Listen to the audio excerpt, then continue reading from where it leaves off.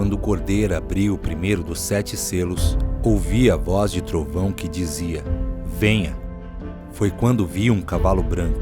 Seu cavaleiro empunhava um arco e usava uma coroa. E ele cavalgava como um vencedor, determinado a vencer. E depois dele vieram outros 3. Um que carregava uma grande espada, outro que empunhava uma balança e mais um, acompanhado pela própria morte. Os 4 cavaleiros do Apocalipse não devem ser temidos ou adorados. Eles revelam uma realidade importante do mundo em que vivemos. Por isso, o que precisamos é focar no Cordeiro e na sua palavra. Por trás dos rumores de guerra e da ameaça da morte, há um chamado de urgência para os filhos de Deus. Não é sobre um futuro distante, mas sobre um papel de profetizar a vida e a verdade hoje. Na segunda mensagem da série, vamos ver o que aprendemos com a revelação do Cavaleiro do Cavalo Vermelho e entender qual é a sua mensagem para os nossos dias. Como Igreja Família, vamos estudar os sinais dos tempos e discernir o que Deus espera de nós nos últimos dias. E hoje, como já foi anunciado, nós estamos na série Os 4 Cavaleiros do Apocalipse. Nós vimos semana passada sobre o cavalo branco que traz o espírito de engano sobre a terra. E se você não acompanhou essa mensagem, tem lá no YouTube a nossa playlist dessas mensagens e você pode acompanhar por lá também. E hoje nós vamos falar sobre o cavalo vermelho. E eu quero que você, se puder, prestar atenção, anotar, quem sabe abrir aí na sua Bíblia já, Mateus capítulo 24, verso 6, que é um dos versos que nós estamos tratando nessa série, aonde Jesus fala de guerras, rumores de guerras, e nós vimos também semana passada que a cada 25 versículos do Novo Testamento, pelo menos um, Jesus está falando da sua vinda. Então é importante nós entendermos sobre a vinda de Jesus, sobre as implicações que nós temos na sua vinda, para que nós possamos discernir os tempos, e como igreja não sermos pegos de surpresa por aquilo que há de vir. Então, Mateus capítulo 24, Jesus fala no verso 6, e vocês ouvirão falar de guerras e rumores de guerras. Então existem 2 classificações que Jesus está dizendo, de guerras consumadas, guerras iniciadas, e também os rumores de guerras, que para nós são aquelas guerras frias, guerras de informação, guerra de inteligência entre países, em que um rouba a informação do outro, em que um ameaça o outro, nada acaba eclodindo, acontecendo, estourando, mas isso cria uma tensão muitas vezes no mercado financeiro, cria uma tensão política. Então Jesus está falando de 2 classificações. Nós ouviremos nos últimos dias de guerras que estão acontecendo, mas também dos rumores de algumas guerras. Mas não tenham medo, é necessário que tais coisas aconteçam, mas não é um fim. Porque muitas vezes quando a gente ouve de muitas guerras, quando a gente ouve de muitos problemas geopolíticos no mundo, a gente sempre pensa assim, Jesus está voltando, não é verdade? Mas Jesus está dizendo aqui, calma, que ainda não é o fim. Porque se você esperar o fim, você vai ver ainda muitas coisas se desenrolarem. O que nós temos que entender é o que está se desenrolando no mundo. Então os 4 cavaleiros do Apocalipse, eles trazem essa revelação sobre o mundo que nós vivemos, que é um mundo de enganos, de seduções, um mundo que é hedonista. O que é hedonista? Fala do homem adorar a si mesmo, de o homem buscar o seu próprio prazer acima de qualquer princípio. Então é o hedonismo, que nos distancia de Deus.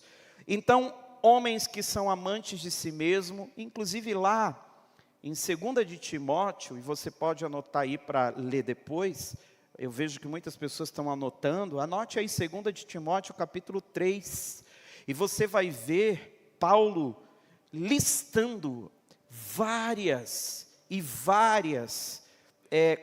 qualificações dos homens dos últimos tempos.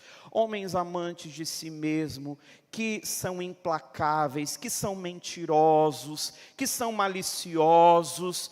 Então, você vai ver que isso se encaixa muito bem com os dias de hoje.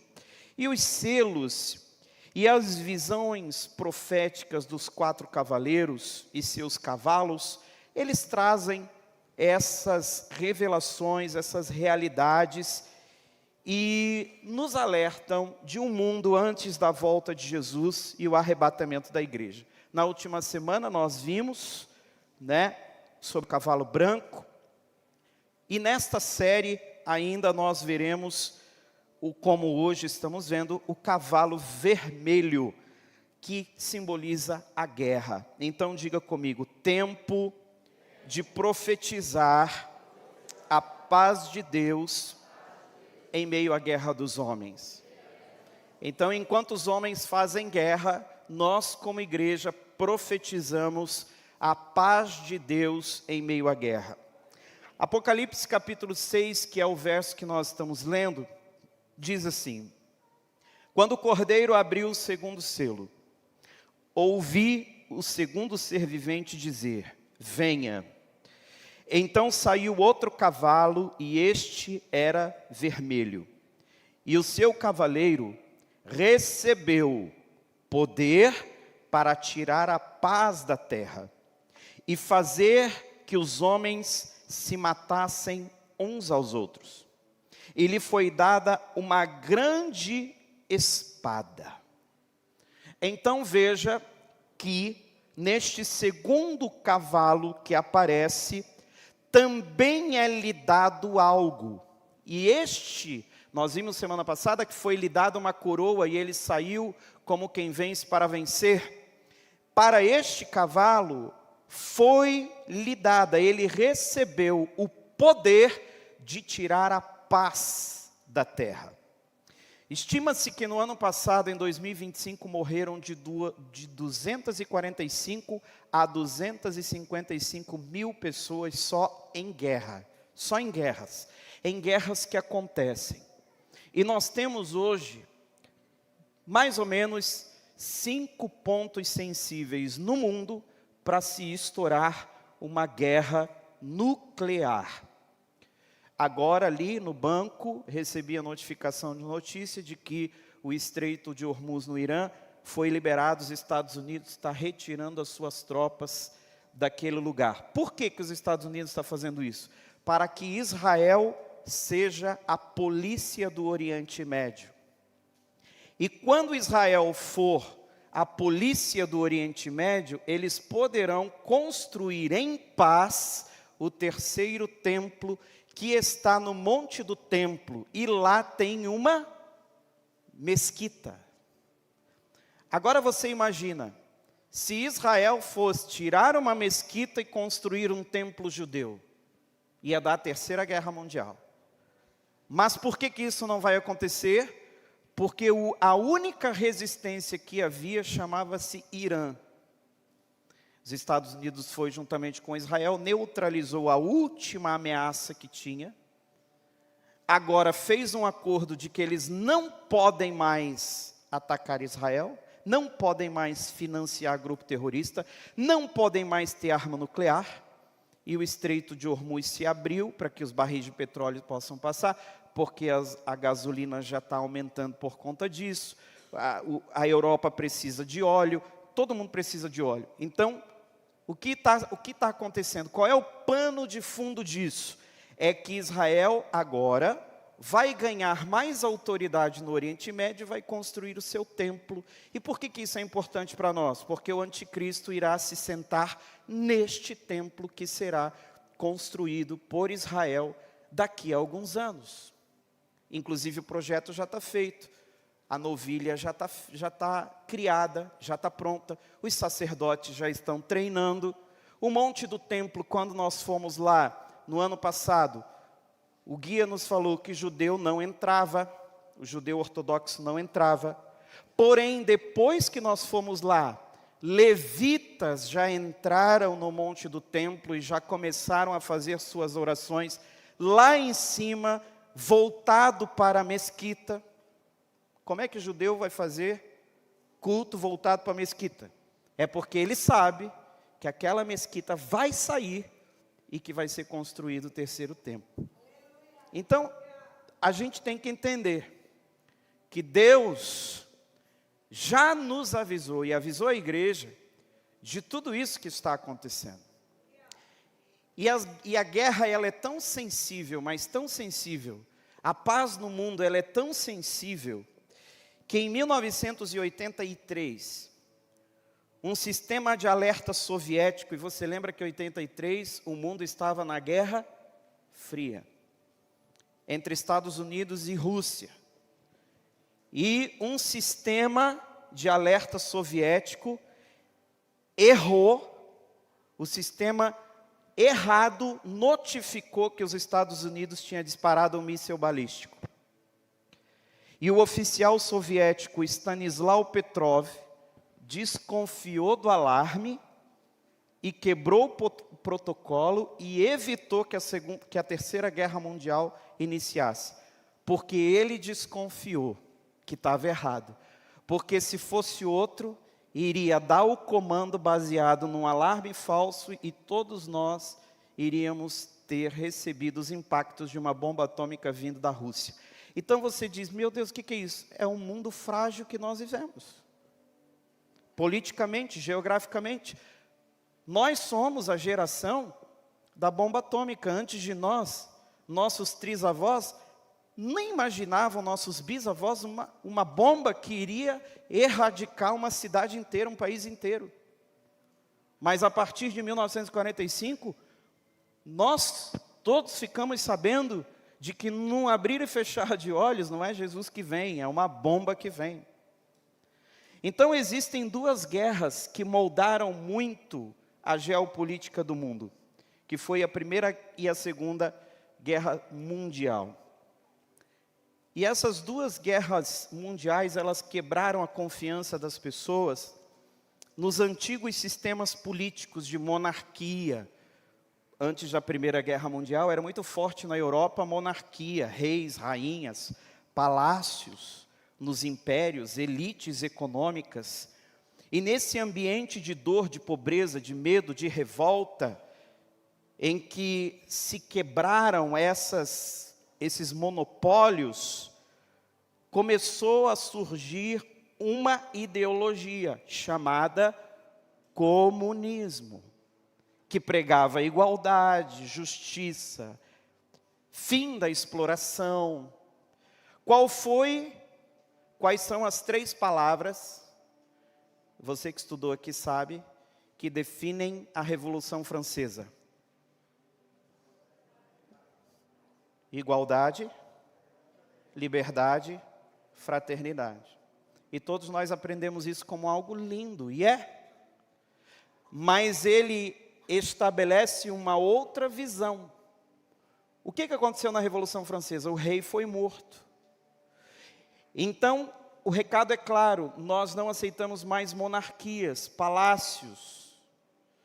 Por isso que a monarquia inglesa vive sempre numa linha tênue de escândalos. Não pode ter escândalo, não pode ter isso, não pode ter aquilo. Por que Diana morreu? Diana morreu porque dizem que estava grávida de alguém muçulmano. Você imagina a coroa britânica ter um parente muçulmano?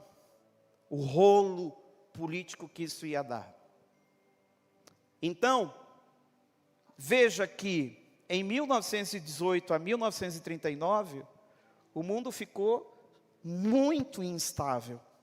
A Europa estava destruída. E a Alemanha ficou ressentida com a Primeira Guerra. E nesse período, então, começou a surgir 2 forças. Uma que era o comunismo e a outra que era o fascismo e o nazismo juntos.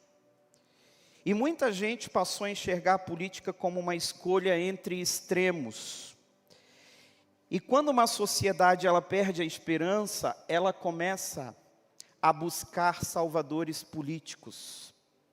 Ela começa a buscar salvadores que vão politicamente nos salvar da nossa situação ruim. E a Segunda Guerra Mundial, ela deu um grande impulso para o comunismo. Por quê? Porque para se livrar do nacionalismo alemão, os Estados Unidos recorreram a uma aliança com a Rússia comunista. E quem invadiu Berlim e acuou Hitler foi a Rússia.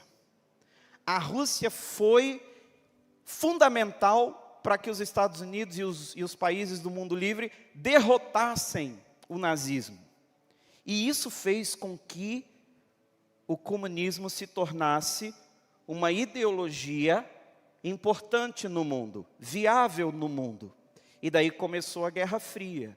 Estados Unidos representando o mundo livre, democrático, e a Rússia representando o comunismo, armando ditaduras, como faz até hoje. Todo país comunista recebe ajuda militar financeira da Rússia. Era o que acontecia na Venezuela. Então basta uma decisão errada de líderes, uma ambição descontrolada, um orgulho nacional ferido, que a guerra pode começar de uma aliança quebrada. Existiu um filósofo francês que ele disse o seguinte, que a guerra é um massacre de pessoas que não se conhecem, em benefício de pessoas que se conhecem, mas não se massacram. Tem uma variação dessa frase que não tem autor, mas que diz que a guerra, ela é onde jovens que não se odeiam e não se conhecem, se matam por causa de velhos que se odeiam e se conhecem. Mas a Bíblia nos mostra que a verdadeira raiz da guerra, ela não está apenas no governo, mas ela está no coração. Tiago, capítulo 4, verso 1, diz, de onde vêm as guerras e contendas entre vocês? Não vêm das paixões que guerreiam dentro de vocês? Por trás de toda a guerra, seja ela familiar, dentro do casamento, entre países, existe algo chamado orgulho humano. Paixões humanas, desejos humanos. Por trás de toda a guerra, seja no serviço, contra nosso patrão, contra um amigo de trabalho, na realidade existe uma paixão humana, um orgulho humano, que está dando combustível para que a gente guerreie contra aquelas pessoas. E é importante a gente também entender a não guerrear guerras que não são nossas.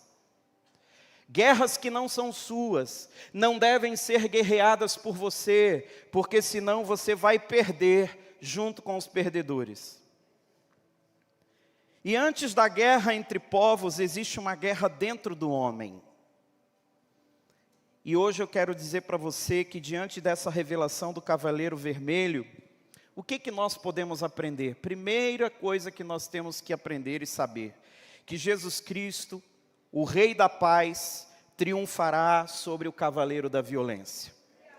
Porque nós estamos profetizando a paz em meio à guerra dos homens. Deixe que os homens guerreiem. Deixe que os homens, os políticos guerreiem. Eu amo quando eles começam a se brigar no Congresso. Que se briguem e que se matem. O problema é deles. Porque eu vou profetizar a minha paz, a paz da minha família, a paz da minha vida, em meio à guerra dos homens. Porque eles estão em guerra por quê? Porque existe alguma coisa por guerrear. É poder, é dinheiro, é propina, é influência, é lobby, é emenda, é maleta preta que eles recebem. É maleta preta viajando em avião da FAB para lá e para cá. 10 maletas, 15 maletas, com dinheiro vivo. Você não pode ter dinheiro vivo, porque senão a receita cai de pau em cima de você. Mas eles podem, a receita não rastreia. Vocês já viram isso? Que interessante. A Receita, por acaso, rastreou 54 milhões do Gedel Vieira Lima, mas vai fazer um Pix acima de 5 mil para você ver. Estão de olho. Apocalipse 6:4 diz: e o seu cavaleiro recebeu poder para tirar paz da terra, para fazer que homens se matassem uns aos outros. Quantos jovens nossos estão sendo tirados a vida nos morros do Rio de Janeiro e nem chega na imprensa? Executados, garotos de 17 anos, de 18 anos que são executados pelo tráfico e ninguém comenta. O cavalo vermelho possivelmente aponta para o sangue, remete ao ódio, à divisão, à violência, às guerras. Tem pessoa que não carrega arma, mas a sua boca é uma arma. A sua língua assassina. As suas palavras são palavras de morte. Não precisa carregar uma arma, porque a arma, quando alguém aponta, a gente sabe que aquilo é prejudicial e se defende, mas a língua, ela é traiçoeira. O objetivo do cavalo vermelho é assassinar seres humanos, mas não é necessariamente tirar a vida de seres humanos. O cavalo vermelho pode nos assassinar sem tirar nossa vida. Ele pode nos tirar sonhos, projetos, propósitos, vontade de viver, instalar em nós a frustração, o medo, e fazer com que nós estejamos mortos, mesmo vivendo. Fazer com que nosso casamento esteja morto, nossa família esteja morta, mesmo vivendo. Quando nós olhamos segunda pela manhã, nós olhamos o Instagram e é tanta notícia, olhamos o TikTok, sites na internet de notícias, rádio, e é tanta coisa acontecendo ao mesmo tempo, e tanta coisa ruim, que você começa a se questionar se essa vida é boa. E Jesus disse: eu vim para que tenham vida, e vida em abundância. Então, o objetivo dele é assassinar seres humanos, mas na contramão dele, lembramos daquilo que Jesus disse, João 14:27, deixo-lhes a minha paz, não a dou como o mundo a dá, não se perturbem os seus corações e nem tenham medo. Existem traduções da Bíblia, e aqui em João 14, Jesus ele vai falar sobre as moradas. Na casa de meu pai há muitas moradas, e ele diz: não se turbe o vosso coração, né? Claro, turbar, perturbar, são palavras sinônimas, mas eu gosto muito da palavra turba, turbar, que é mexer, é incomodar, é tirar do lugar, é confusão, turba. Quando o nosso coração ele está turbado, ele está pilhado, a gente fica ansioso, a gente quer tomar ansiolítico, a gente quer tomar maracujina, a gente quer uma praia, alguma coisa, ele está turbado. E a Bíblia diz, em todos os lugares Jesus nos ensina que o coração de um crente não pode andar turbado. Só que o nosso país, existe uma opressão sobre o Brasil. Não é à toa que o nosso país é o país mais ansioso do mundo. Do mundo. Nosso país é um país ansioso. As pessoas são ansiosas.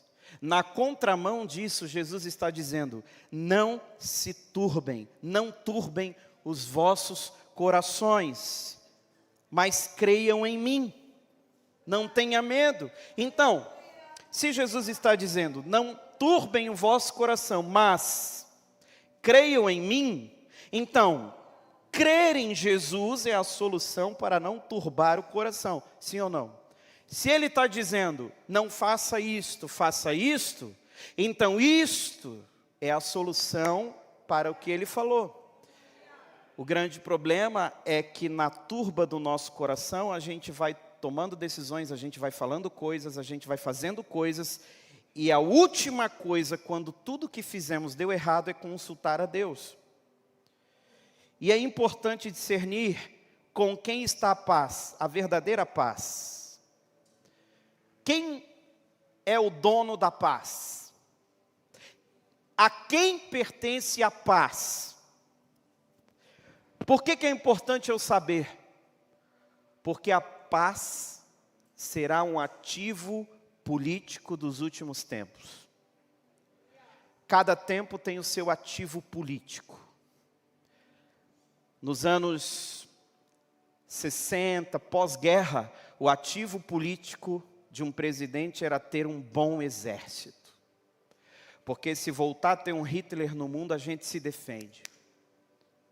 Depois, o ativo político passou a ser uma boa bomba atômica. Depois, um país que tenha educação. Vamos à educação.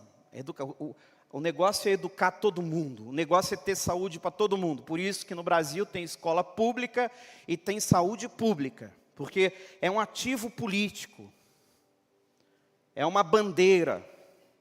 E a gente tem que entender que a paz, ela será um ativo político.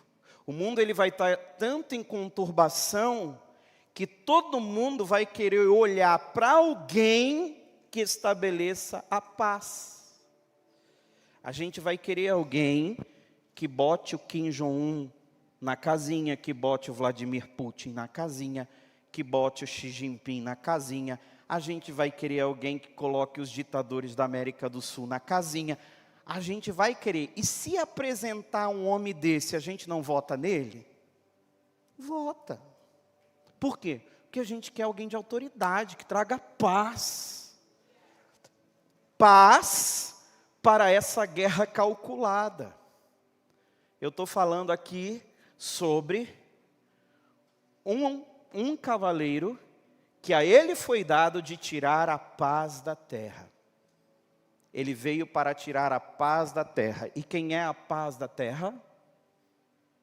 É uma pessoa. Jesus. Então ele veio para tirar a paz da terra. Ele tira a paz de cena e ele vai estabelecer a sua paz. Em Tessalonicenses capítulo 5, verso 1 a 3, diz que: meus irmãos, acerca dos tempos, das estações, não necessitais de que vos escreva, porque vós mesmos sabeis muito bem que o dia do Senhor virá como ladrão de noite. Pois que quando disserem a paz e segurança, então lhes sobrevirá repentina destruição, como as dores de parto, aquela que está grávida, e de nenhum modo escaparão. Então, quando eles disserem, agora temos paz, agora temos segurança, agora está tudo bem, conseguimos o que a gente queria, então lhes virá repentina destruição. Ou seja, a paz que o homem vai estabelecer, ela será real, vai haver. Vai haver. O homem, a política, a geopolítica, eles vão estabelecer a paz? Vão. Mas será por pouco tempo. Guarde isso. A paz promovida por homens dura pouco tempo. Porque a paz humana é frágil. E esse cavaleiro, ele recebeu o poder para tirar a paz. Isso mostra que a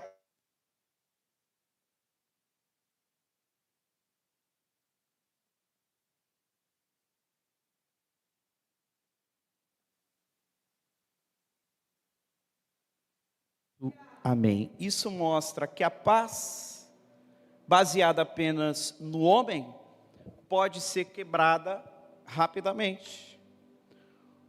Agora, aonde o Evangelho influenciou, aonde o Evangelho influenciou a cultura, especialmente por meio da reforma protestante, nasceram valores que favorecem a liberdade, a educação, a responsabilidade, a democracia, a paz social. Obrigado. Hoje, países como Noruega aparecem entre os mais bem avaliados em liberdade política, direitos civis, ambos com pontuação de 99% a 100%. Já índices de paz global também colocam países como Islândia, Irlanda, Nova Zelândia, Áustria, Suíça, Dinamarca, Finlândia, entre os mais pacíficos do mundo. Todos esses participaram da reforma protestante. Porque Tiago 3,18 diz que o fruto da justiça semeia-se em paz para os pacificadores. E Jesus disse que bem-aventurados são os pacificadores, porque eles verão a Deus. Agora você pense em que João escreveu que ninguém viu a Deus. Ninguém viu a majestade de Deus. Nunca no mundo ninguém esteve cara a cara com Deus. Moisés foi o que chegou mais próximo, mas ele não viu a Deus. Mas o texto diz que quem é pacificador, ele verá a Deus.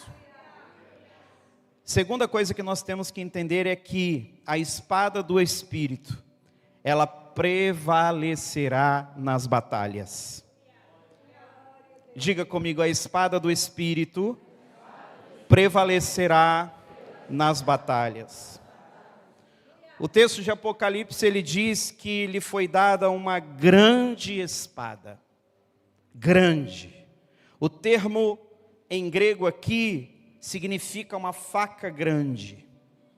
Uma espada curta usada como arma. Também pode ter sentido figurado de guerra, juízo ou violência autorizada.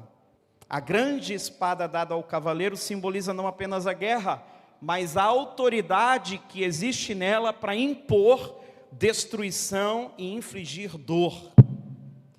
Trata-se de uma batalha espiritual onde a paz e a harmonia são constantemente ameaçadas. Mas, contudo, a Bíblia também revela em Mateus 26:52, disse-lhe Jesus: guarde a espada, pois todos os que empunham a espada pela espada morrerão. Lembre-se, olhe para os grandes conquistadores do mundo, todos eles morreram pelas espadas que empunhavam. Isso mostra que o cavaleiro da guerra, que tira a paz dos outros, ele não possui autoridade absoluta, mas ele recebe permissão. A guerra, ela pode agir aqui na terra, mas ela não governa acima de Deus. O mal tem limite.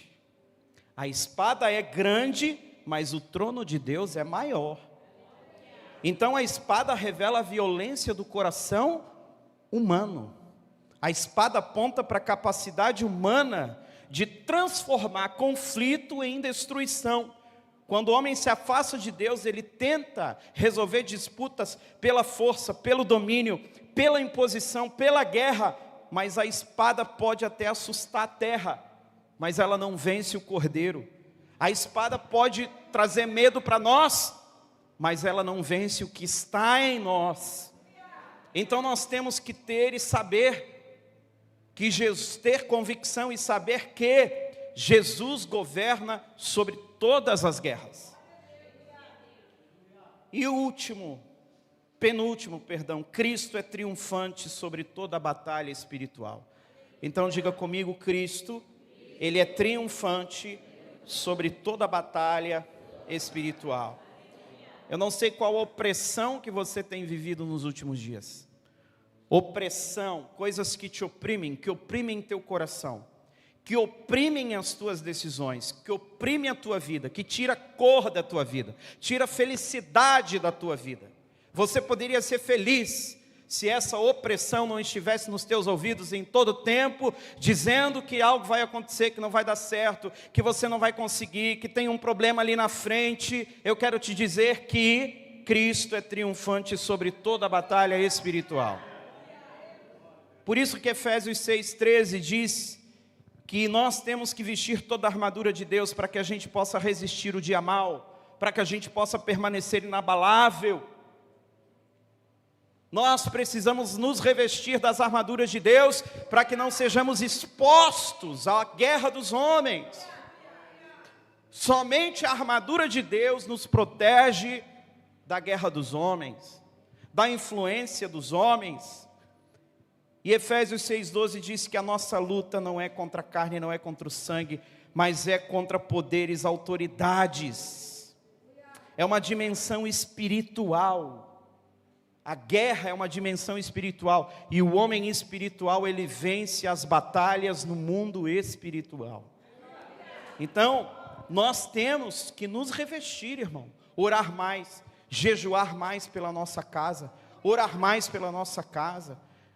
Nós temos que voltar à essência da disciplina espiritual de nos conectar a Deus.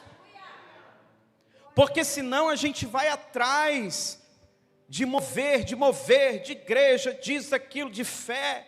Olha quanto tempo você dedica ao Senhor na igreja. 2 horas por semana. Só 2 horas, tem gente que ainda acha que é demais. Ah, mas a igreja, a minha fé não depende de igreja. Mas se você não faz o básico, não faz o que é mais elaborado. Então, nós temos que voltar à essência, temos que voltar a gostar da presença de Deus.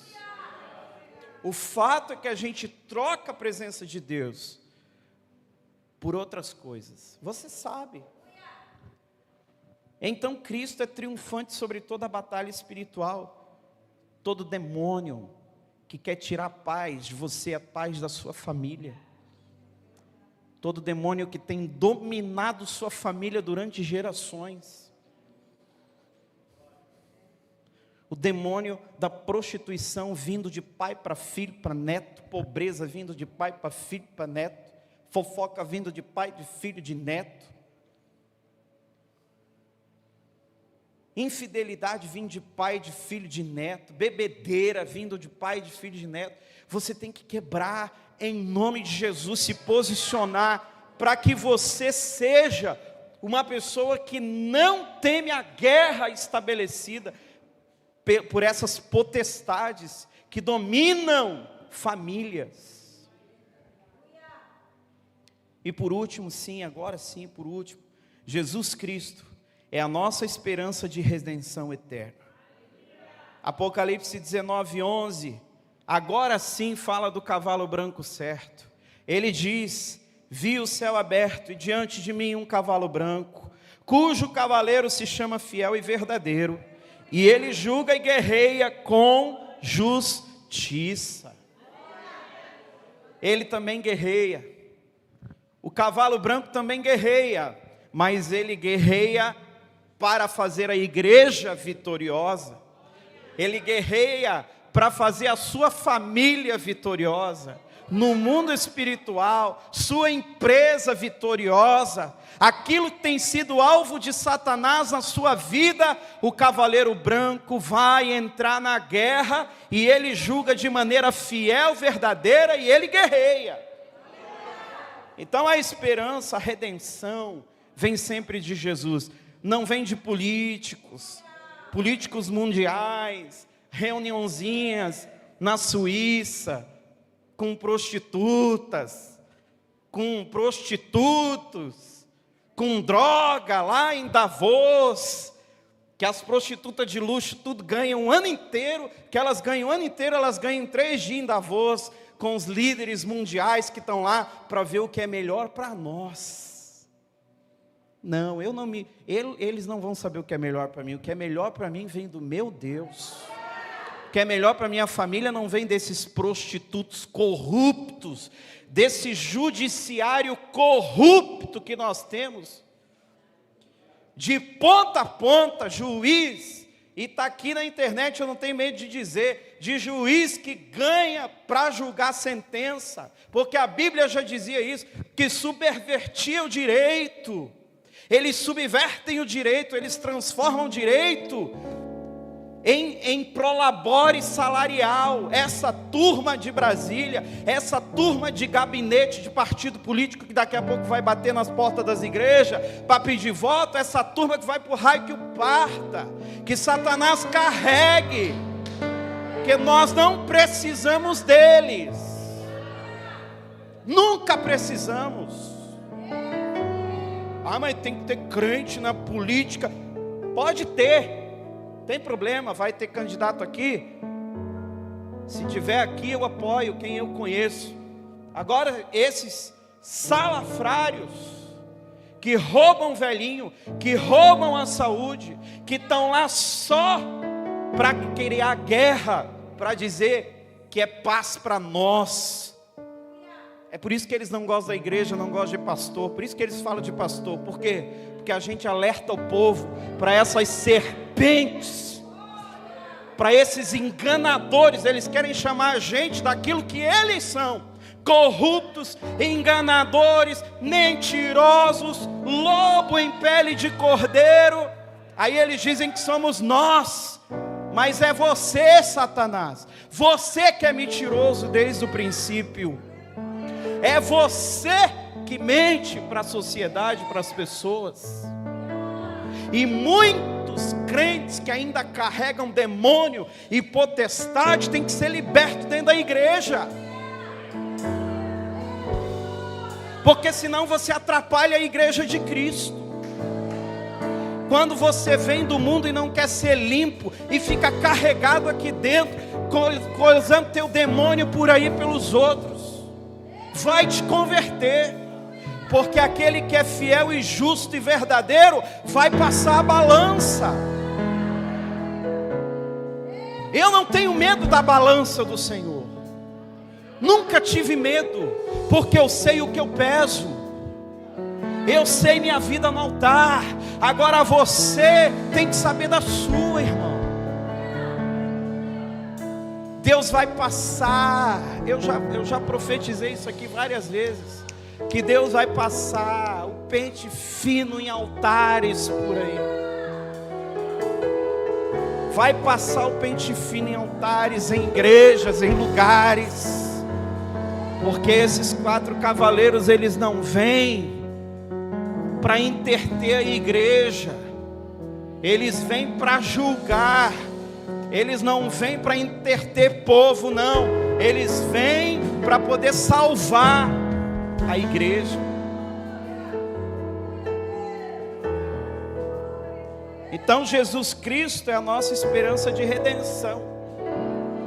Não é homem, não. Não é partido político que persegue a igreja há 4 anos e no dia da eleição faz lá, carta aberta aos evangélicos. Pega essa carta, irmão, bota dentro da malinha da corrupção e vai embora. Que a carta de vocês para nós não interessa nada. Carta aberta de político para crente não interessa nada. A carta que nos interessa é aquela que Paulo falou, que nós somos cartas vivas, que eu sou uma carta viva. Então eu não sei até quando eu vou ficar na terra, não sei até quando vou ficar aqui, não sei, mas de uma coisa eu sei: eu, como pastor, a minha consciência está limpa do que eu ensinei nesse altar. Está limpa. Porque eu podia estar pregando num domingo à noite sobre prosperidade, bênção, riqueza. Ia ter gente até mais feliz olhando para mim. Mas o profeta não é dono da mensagem. Dono da mensagem é o Deus da mensagem. E dias difíceis estão vindo sobre a igreja, sobre a terra. E você vai olhar para esses cavaleiros e vai dizer: mas eu já sabia, porque Deus já tinha alertado sua igreja. E quando vierem guerras, rumores de guerras, você mulher está lá no salão, alguém vai falar, está vendo aí a guerra. Você está lá no hospital, olha, está vendo aí a guerra. Você está lá no teu trabalho, no intervalo, olha, está vendo aí, olha a guerra de novo. Mas você já sabe. E aí é a hora de você dizer, mas Jesus falou, mas Jesus disse que haveria guerra, rumor de guerra, mas não é para a gente ficar preocupado. Tu está preocupado? Eu não estou preocupado. Eu estou aqui, ó, Maranata, ora vem Senhor Jesus. Deixa que os políticos se acabem em bolo de dinheiro. Deixa eles com a guerra deles, porque você tem as suas. Você tem as suas guerras da sua família, a guerra da sua mente, a guerra do seu casamento, a guerra, e eles querem que você se distraia com a guerra deles, para que eles possam infiltrar um monte de coisa em você. Mas você tem que ficar vigilante. Na minha casa quem entra é o Senhor. No meu casamento quem entra é o Senhor. Eu quero que Deus coloque anjos com espadas desembainhadas lá na minha empresa, e eles não vão tirar o meu foco é Jesus, porque esse foi o erro de Pedro. Saiu do barco e começou a olhar para o lado, e quem olha para o lado afunda. Engraçado, porque Pedro foi o primeiro a ver Jesus vindo sobre as águas. Todo mundo disse, é um fantasma. Aí Pedro fez a pergunta assim, se és tu, ou seja, pode não ser ele, mas ele disse, espera gente, é Jesus. Aí Pedro olha para ele e diz assim, se és tu, ora, se Jesus disse que é ele, é ele. Mas a gente duvida, não duvida? Aí Pedro diz, se és tu, então manda eu andar sobre as águas, ter contigo sobre as águas. Ou seja, manda eu me mover da mesma forma que tu está me movendo. Manda eu viver o milagre que tu está vivendo. Manda eu fazer o milagre que tu está fazendo. Aí Jesus diz, então vem, faz o que eu estou fazendo agora. Eu vou permitir que você viva o que eu, como filho de Deus, estou vivendo. E Pedro começa a andar sobre as águas. Mas aí, eu gosto da tradução que diz, e Pedro reparou na força do vento. Reparou, porque a gente às vezes repara coisa que não devia. Aí ele reparou na força do vento, e na cabeça dele ele pensou que a força do vento vai me derrubar. Mas quem deu a palavra para você andar sobre as águas? Não é aquele que veio com o vento? Se ele veio com o vento, você vai andar com o mesmo vento. O vento não mudou, o vento é o mesmo. O mesmo vento que Jesus venceu, Josimar, é o mesmo vento que Pedro vai vencer. Mas ele reparou na força do vento. O que você tem reparado que está impedindo de você andar sobre as águas? Eu estou reparando muita coisa, pastor. Estou vendo muita coisa. O mundo está difícil. Estou vendo isso, estou reparando. Quer ver quando a pessoa vai ficando mais velha? As pessoas mais velhas aqui vão falar comigo. A gente não vai ficando mais velho, vai ficando mais desconfiado. Porque quando a gente é novo, a gente confia em todo mundo. Mas quando a pessoa vai ficando mais velha, já vai ficando mais desconfiada. Não é verdade? E daí a gente repara na força do vento, na força disso, aquilo. Jesus te convida nessa noite a entregar a tua fé de maneira inteira. E aquele que guerreia por nós, ele é fiel e justo e verdadeiro. Então, em nome de Jesus, você vai agora fechar os teus olhos. e vai colocar diante de Deus a tua maior guerra. E você vai dizer para Deus: Deus, aqui está a maior guerra da minha vida. Quem sabe seja uma guerra financeira, quem sabe seja uma guerra contra uma doença. Você sabe a guerra que você está vivendo, e você vai colocar diante de Deus e dizer: Deus, vem com poder e mão forte sobre essa guerra que eu estou vivendo, Senhor. Porque Tu és o Deus, o Jeová Rafa, o Jeová Nissi, Jeová Sabaote. Jeová Sabaote, Mateus, é o Deus dos exércitos. Se a gente tem exércitos querendo guerrear, mas a gente tem um Deus que é Senhor dos exércitos. E você vai dizer: está aqui, Senhor, eu te entrego minha família. Entrega a tua mãe, teu pai agora. Entrega os teus filhos, teus netos. Entrega agora teu marido, tua esposa. Entrega agora diante de Deus as guerras que eles estão vivendo. Quem sabe teus filhos estão vivendo guerras espirituais e você nem pode falar nada, porque às vezes pai e mãe não pode falar mais nada. Filho cresce, pai e mãe não pode falar mais nada. Eles começam a querer se mandar, aí você não pode nem falar mais nada. Aí você vai dizer o quê? Vai para o joelho. Vai para o joelho. Vai para o joelho. Vai guerrear no mundo espiritual. Deus está te ensinando a guerrear no mundo espiritual. Espírito da inveja. Pessoas que têm inveja de você. Invejoso é terrível. Porque o invejoso, ele não sai da tua vida fácil. Ele te elogia. Ele é teu amigo, mas ele é invejoso. E às vezes você está vivendo algo na tua vida por um espírito de inveja que vem da onde você nem enxergou. Eu estou te alertando porque Efésios 6 fala que a gente tem que lutar contra potestades, espíritos. E muitas vezes esses espíritos estão dentro de lugares que a gente frequenta, dentro da família, dentro da empresa, dentro do teu ambiente de trabalho. Então começa agora a dizer, porque tem gente que não fala nada, mas inveja teu marido, inveja tua esposa, inveja teu carro, tua vida. E daí você começa a perder as coisas, você começa a perder,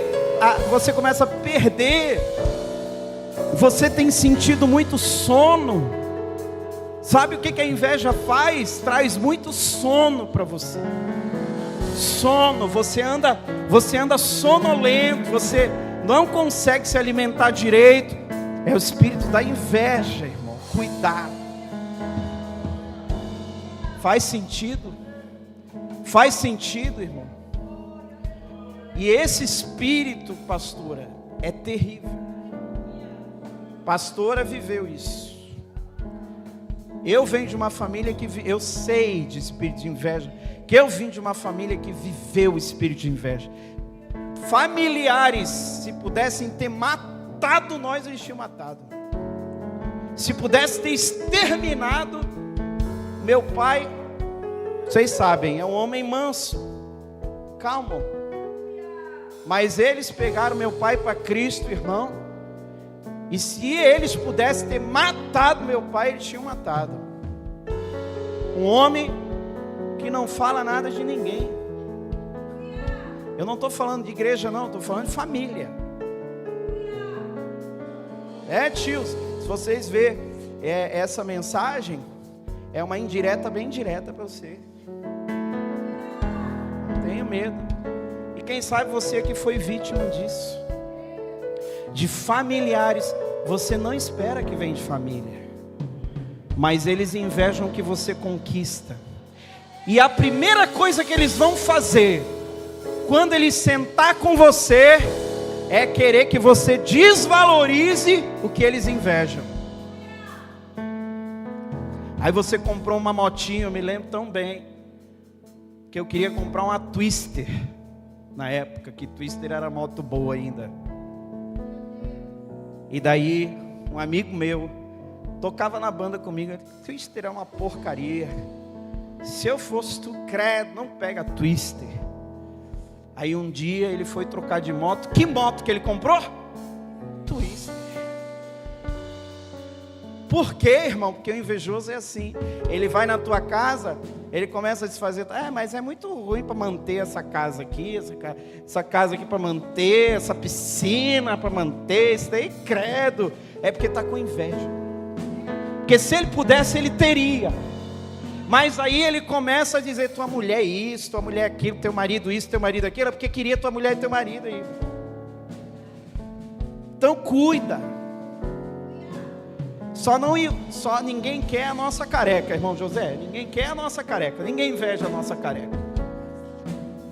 Mas o resto, irmão, cuida. Que o espírito de inveja faz você cair. Então eu quero conclamar você nessa noite a fazer uma oração de guerra comigo, amém? Nós estamos falando sobre o cavaleiro vermelho, que é o cavaleiro da guerra. Então, se existe uma guerra, existe um Senhor dos exércitos.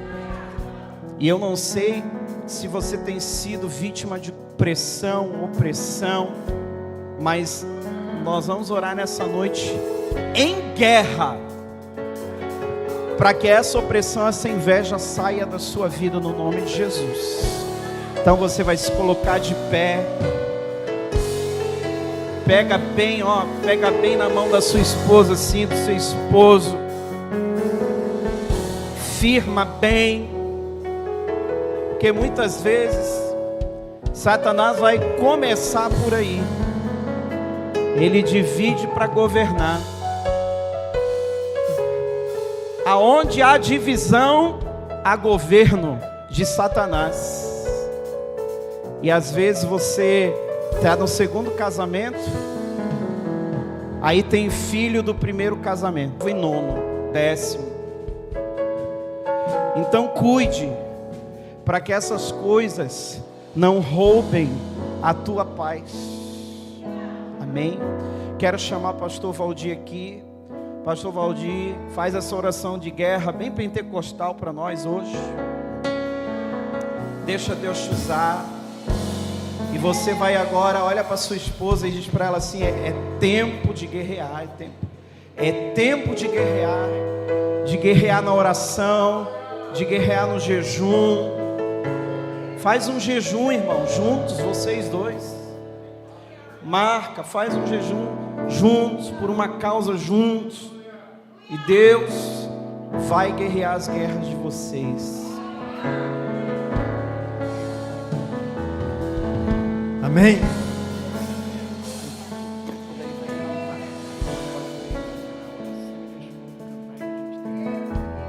Amém. Eu sempre, quando faço oração pela família, eu gosto que ninguém fique sozinho, né? Faça uma família. Eu estou vendo o irmão hoje, ele está aqui sozinho. Tem algum irmão que vem com ele aí? Isso. Aqui do lado, aqui também. Isso. Nós somos irmãos, né? Somos família. Então, ninguém fica sozinho, né? Faça a sua família. Aqui tá. O tecladista está sozinho ali, mas a esposa dele está com a avó. Está na família, tá? Já vou orar por ti também, né? A gente tem que orar pelo Mateus também, porque foi sexta-feira, né, Mateus? Sexta-feira ele pegou a carteirinha da ordem dos advogados e vai começar uma carreira, né? Para isso precisa cair na luta, precisa de oração. Então nós vamos orar pelas famílias. O pastor estava falando em guerras, e o crente, irmãos, ele vive em constante guerra. Se o crente não está guerreando, alguma coisa na tua vida está errada, porque o crente, ele tem que lutar. porque a vitória vem através da luta.